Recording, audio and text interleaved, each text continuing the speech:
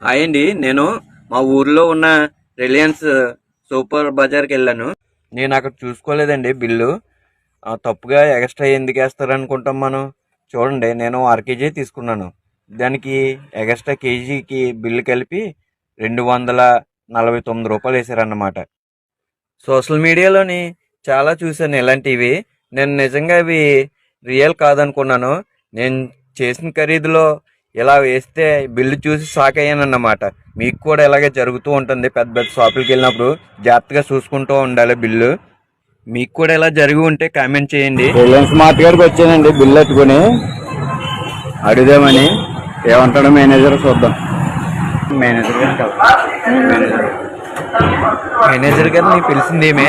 అయితే ఏమైందంటే ఆ సార్ వచ్చారు. వచ్చిన తర్వాత ఏమైంది సార్ అని అడిగారు. అడిగితే ఇలా ఎక్స్ట్రా అమౌంట్ కొట్టారు సార్, నేను తక్కువ తీసుకుంటే. అంటే సారీ సార్, బై మిస్టేక్లో జరిగి ఉంటుంది, ఏమనుకోకండి అని నా ఎక్స్ట్రా సరుకులు ఇచ్చేశారు.